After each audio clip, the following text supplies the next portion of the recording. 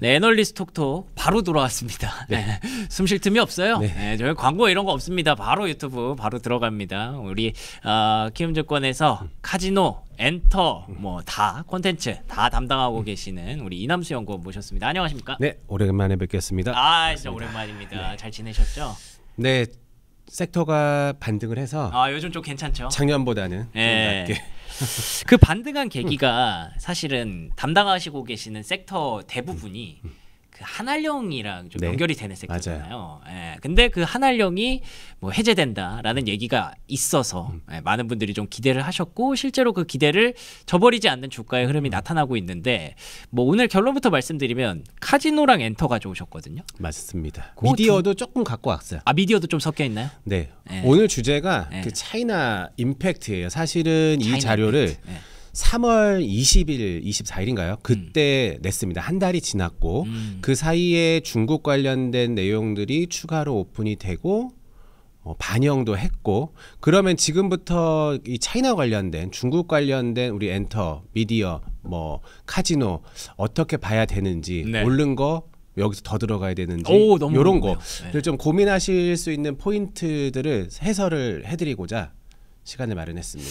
근데 또 오늘 이렇게 나오신 거는 네. 뭐 아마도 더 사도 되지 않을까라는 생각이 드는데 나쁘지 않아요. 예, 네네. 그거는 나중에 찬찬히 한번 짚어보도록 하겠습니다. 맞습니다. 그러면은 그 한알령에 대해서 저희 많이 속았거든요. 네. 된다 안 된다 안 된다. 이번에는 진짜 어떻게 되는 겁니까? 지금 가져오신 장표를 한번 보시죠. 예. 대한민국 중국 관련 출입국 관련 뉴스 타임라인인데 맨 마지막만 일단 보시죠. 맨 마지막. 2025년 3월에 네. 우리나라에서 중국 단체 관광객에 대해서 한시적으로 비자 면제를 하겠다라고 얘기를 했습니다. 이때 최상목 부총리가 예. 대행이실 때 네. 얘기를 한 거예요. 이게 굉장히 중요합니다. 작년에 중국에서 선제적으로 우리나라 국민들에 대해서 무비자를 풀어줬어요. 중국이 먼저 손을 네. 내밀었군요. 23년 1월에 중국이 다시 여행 자유화를 만들고 나서 한국이랑 일본이랑 미국은 잘 안 풀어줬습니다. 굉장히 늦게 하다가 23년 8월에 풀어주고 나서 1년 정도 있다가 요거를 한시적으로 풀어줬어요. 뭐 예. 갖가지 설이 있습니다. 중국이 내수 부양도 해야 되고 소비 진작도 해야 되고 외국 사람들을 많이 받아들여서 뭐 하겠다 뭐 이런 다 맞습니다. 예. 근데 이게 종료가 2025년 12월이에요. 어. 그래서 이때 종료가 될 거로 지금 예정이 되어 있는데 네. 뭐 굳이 우리나라는 이걸 왜 풀어주냐. 예. 이렇게 풀어야 그게 연장이 되는 스텝으로 나갈 겁니다. 이게 그 단체 관광 허용이 25년까지만 허용한다 이거요? 그게 아니고요. 네. 중국에서 한국인 관광객에 대해서 그러니까요. 무비자를 2025년 12월까지 해주기로 되어 있어요. 그건 왜 그렇게 제한을 건 거예요? 그건 뭐 이제 일시적인 조치다 보니까 그거를 이제 중국 들어갈 때는 비자를 받아야 되는데 한시적으로 면제를 해준 거죠. 한시적 25년 면제. 12월까지. 네. 근데 우리나라는 아직 그 중국 관광객에 대해서 무비자를 제주도 빼고는 안 하고 있어요. 제주도는 뭐 원래부터 무비자였으니까 근데 법을 그쵸. 개정해서. 네.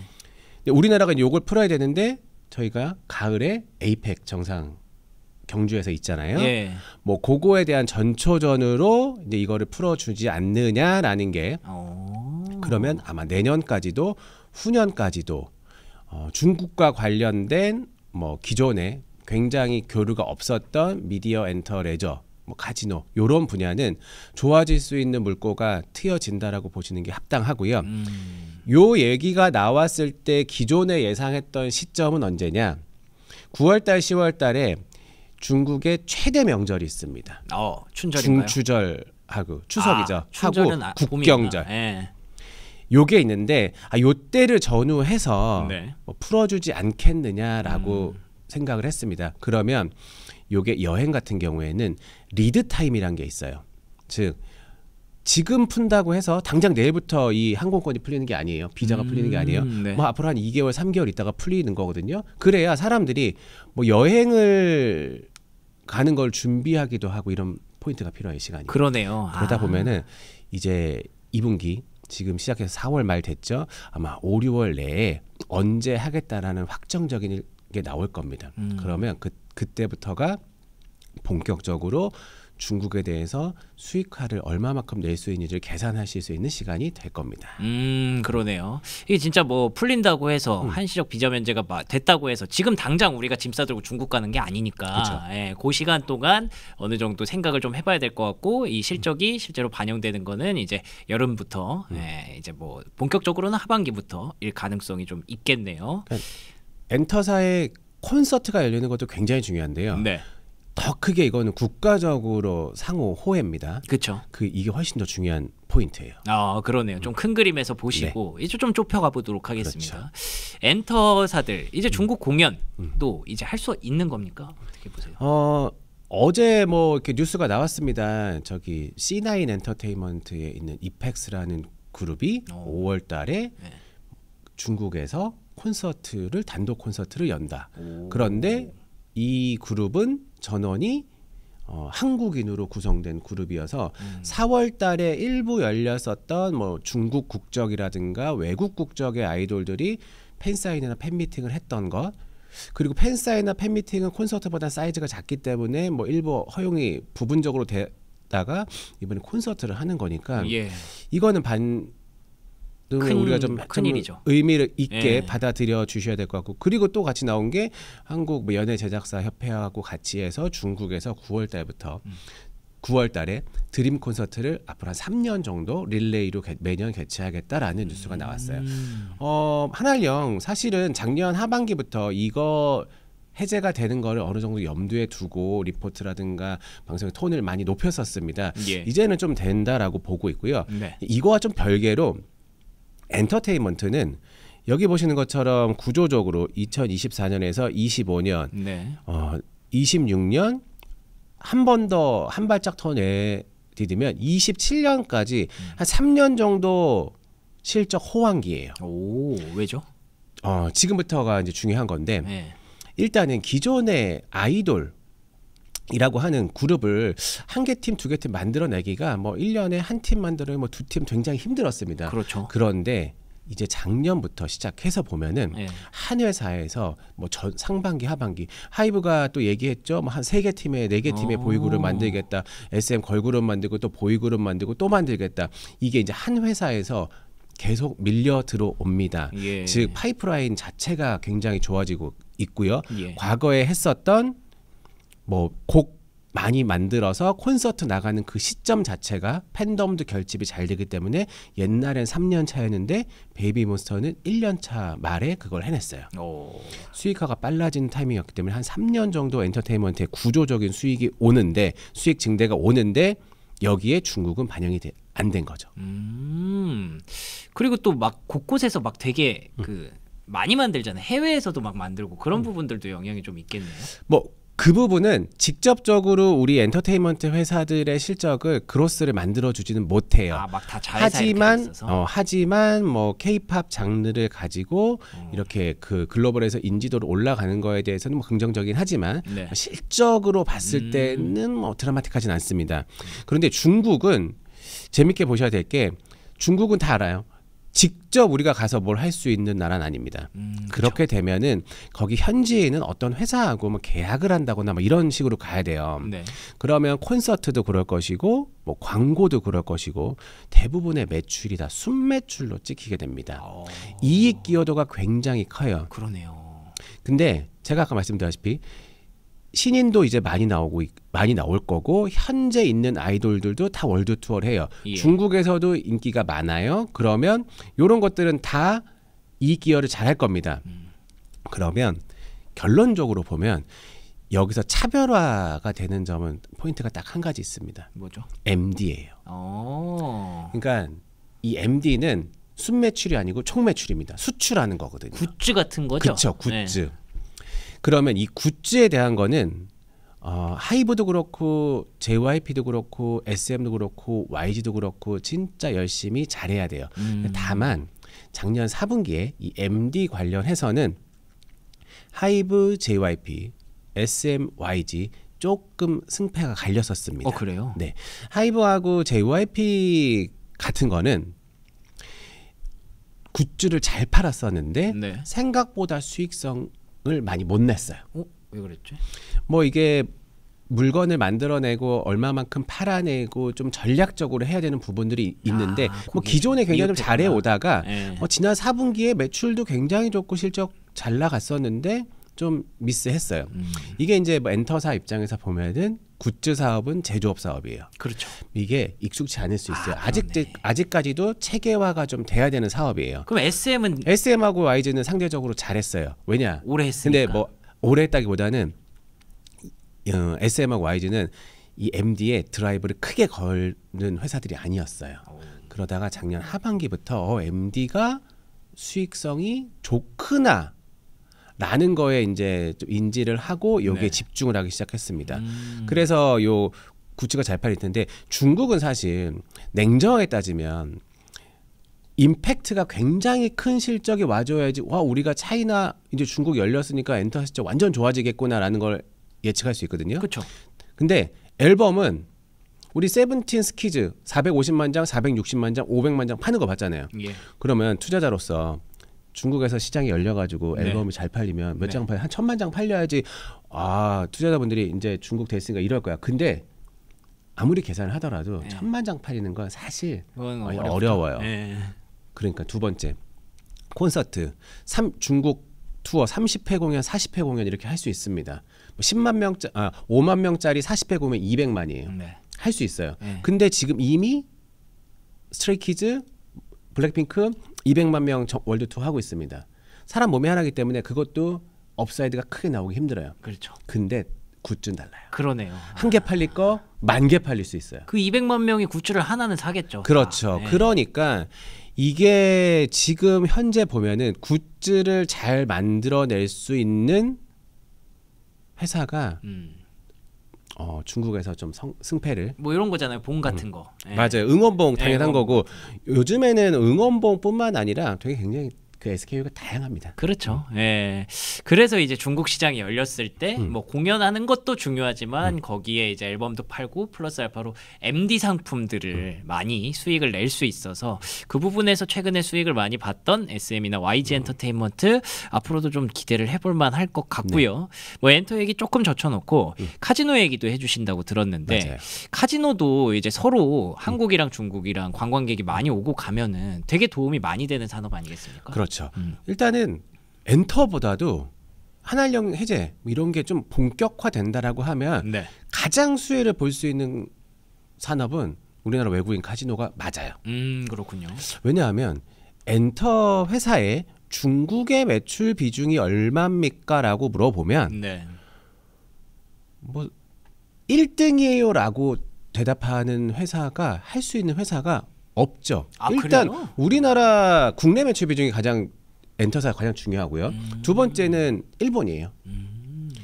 그런 다음에 지금 뭐 이제 미국 한 세 번째 북미로 올라왔고요. 동남아도 무시 못할 시장입니다. 뭐 중국이 열리면 뭐 굉장히 큰 시장이 열리는 건 맞지만 이게 단숨이 1등으로 올라갈 수 있느냐랑 이게 좀 달라요. 근데 카지노는 중국이 열리면 저희 이제 외국인 카지노 3사가 있습니다. 롯데관광개발, GK 파라다이스. 다 매출 볼륨에서 1등이 될 거예요. 중국 VIP가. 중국이 열렸어야만 하는 섹터네요. 그러면 반대로. 그래서 2023년 8월에 한번 속았죠 주가가. 그니까요. 그때 우리나라 여기네, 중국이랑 같이 뭐 관광객 한국, 일본, 미국 안 풀었던 나라 세 나라 풀어주면서 이제 되나 한알령 해제 되나 봤는데 그때 23년 8월에 한번 갔다가 결국 안 풀렸어요. 지금까지 온 거예요. 그러면 이제 아까 제가 리드 타임이라는 걸 말씀드렸잖아요. 리드 타임을 하게 되면 엔터테인먼트 회사는 MD라든가 콘서트라든가 이런 어떤 숫자를 뭔가를 확인해야 들어가는 게 좀 마음이 편하실 수 있어요. 뭐 기대감만 다 가지고 가는 건 좀 아직은 좀 섣부를 수 있습니다. 그럴 수 있군요. 뭐 앨범이 몇 장 더 팔릴지 콘서트를 몇십만 명을 할지 잘 모르잖아요. 그런데 이 카지노는 열린기만 하면 열릴 거예요. 뭐 여기에 엔터테인먼트처럼 하이브 SM 혼자 가서 공연하고 오는 게 아니고 일단 가장 기본적으로 여행사뿐만 아니라 더 전방에 있는 회사는 항공사예요. 항공사가 하늘길을 더 먼저 연결해야 여행이 왔다 갔다 하니까 이거는 조금 뉴스 플로우를 빠르게 확인하시고 그 트렌드를 타시는 게 좋을 것 같다라고 보고 있고요. 네. 이게 우리나라한테는 굉장히 시그널이 중요한데 맨 마지막 줄에 있는 네.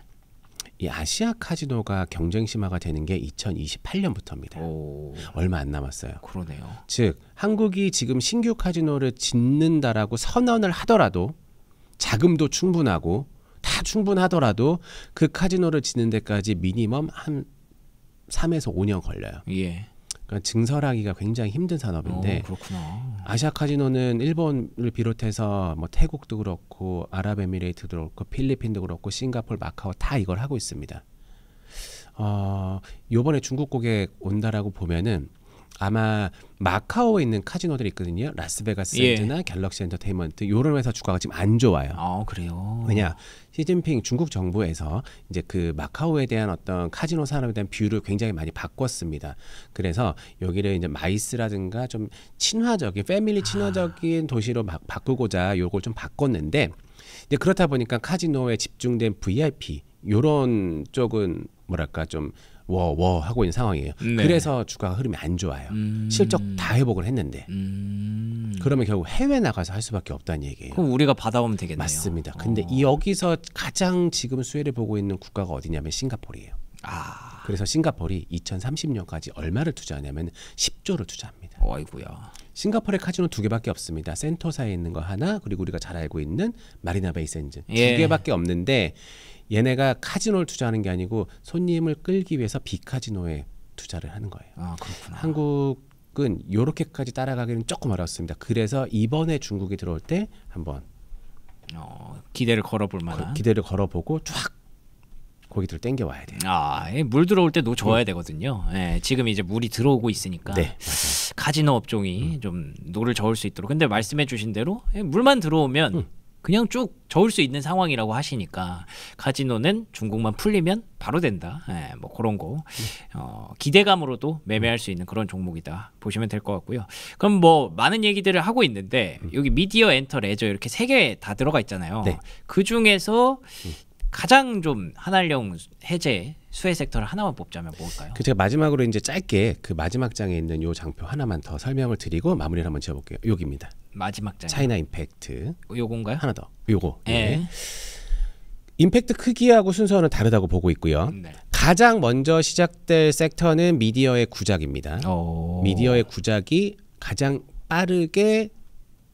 빠르고 볼륨도 크게 나갈 거예요. 다만 이 미디어의 구작은 단점이 하나 있습니다. 한번 팔면 끝이에요. 그래서 이 성과가 지속되겠느냐라는 거에 대한 퀘스천은 담아주셔야 됩니다. 그렇지만 지금 현재 상황에서 이 미디어의 구작이 팔린다라고 보면 지금 차트 배열이나 이런 걸 보셔 다 알겠지만 미디어 주가 굉장히 안 좋습니다. 맞아요. 네. 굉장히 안 좋습니다. 그런데 이 중국에 대한 어떤 구작이 팔리고 이게 신작의 성과로 연결되는 회사라고 보면은 요 이제 가두리 양시장에서 한번 탈출할 수 있는 기회가 있을 거라 보고 있고요. 요것과 동시에 VFX는 꼭 같이 봐주세요. VFX는 미디어 뭐 기업입니다. 테크 기업인데요.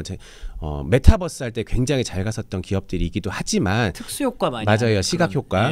중국은 로맨스도 VFX가 들어가요.